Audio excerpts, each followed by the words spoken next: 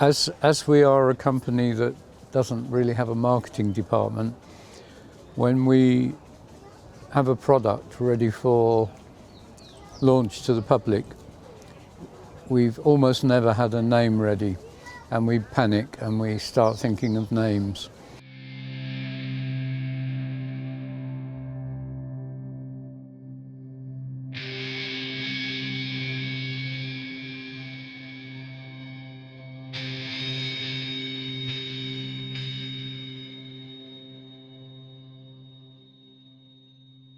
When we finished our what was a test bed turntable, the Naiad, we needed a name, and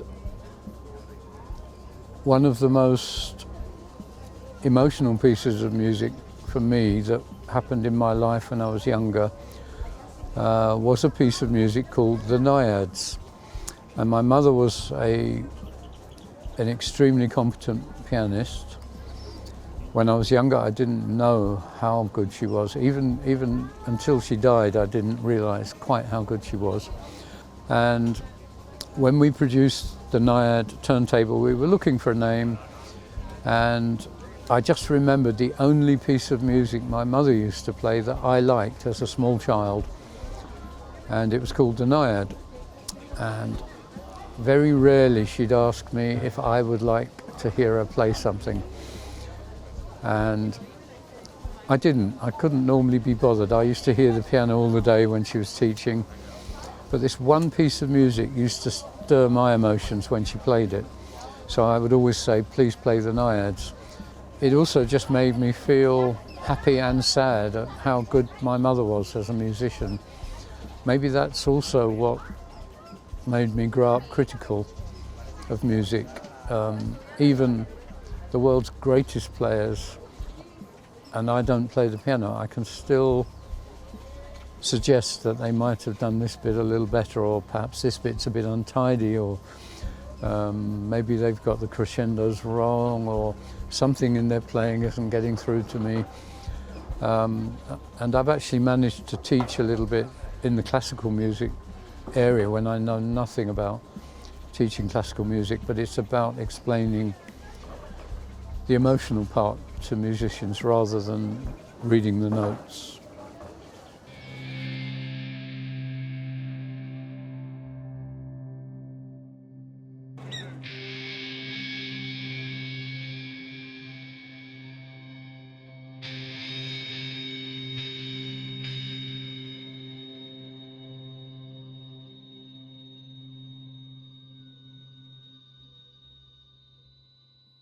It's a difficult connection, I think, but looking back, it's a very definite connection. My mother was a single mother. I had a father, but he didn't support her, so we had very little money. And I needed a bicycle to go to school when I was 7 years old. And my father came up with this heap of pieces which weren't working, the brakes weren't working, they had punctures.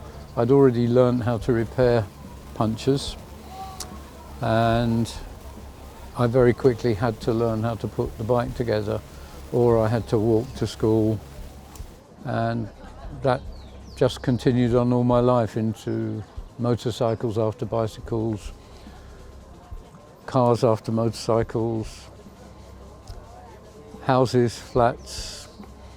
Everything I got was old or broken or derelict, and I had to repair it.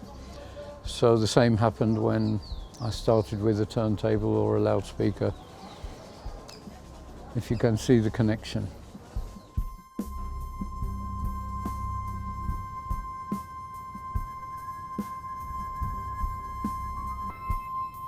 Yeah, I've always been fascinated by music.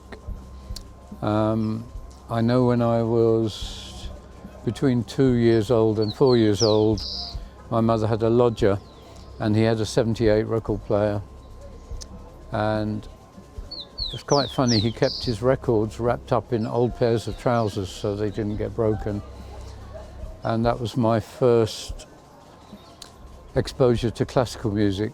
The first piece of music I can remember hearing was the Mozart Eine kleine Nacht music, and then the Beethoven violin concerto, which I used to pester him, I used to push him, please, please, play that again, play that again.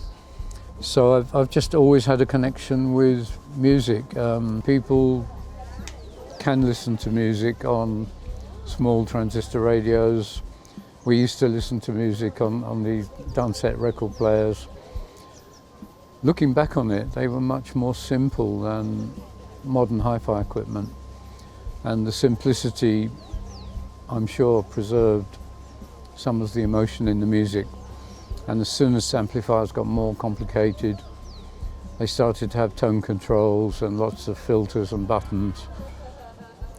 Even though they played louder and maybe more impressively, they often lost the soul, the feeling in the music. And not everyone appreciates what we do, I think. Some people still want lots of brightness and lots of bass. But luckily there are plenty of people that appreciate the feeling behind music. And that's something that is different about Rega, which is, I think, why you're asking the question.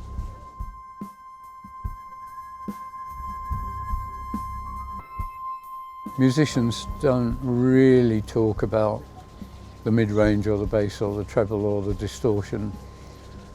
They often just say that sounds nice, or they say it doesn't. They might play around with different effects. They might move things around, they might move speakers around. Often musicians don't even care, they just play. But the good musicians do care about the sound they make. But in our industry, there are plenty of people who are only connected to the technical side and not the music. Luckily, I think that is changing a lot, and the people that are surviving are the people who enjoy music and use music itself to evaluate their equipment. At Rega, we're often not looking for things. We don't start with marketing briefs that we have to produce this or have to produce that.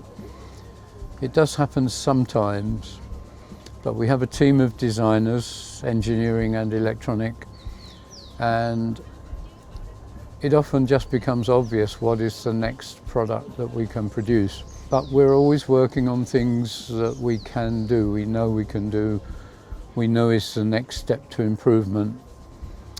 We try hard to have a number of products that are being looked at and designed, and then there's often a eureka moment when everything comes together. So it's not usually a philosophical search in time for something unusual. It's about what we can do as a company, what our skills are. And now we've become very, very confident that our skills are producing equipment for domestic use that people who care have a better musical experience. They enjoy the music more, regardless of all the hi-fi hype and terms. And that's what keeps driving us now.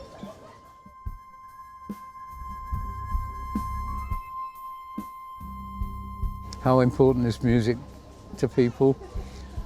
It's only become apparent to me maybe in the last 10 years when our equipment has been getting better at doing what we want it to do, and more people are becoming more and more satisfied, and we've realised how important that satisfaction from reproduced music is.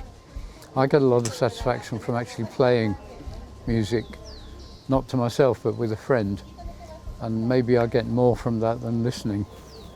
But it's still music and it's still satisfaction, and many people can't play music, so they get their help and maybe even sometimes pulling them out of depression by listening to well reproduced music. It's everything. It's life, it's happiness, sadness,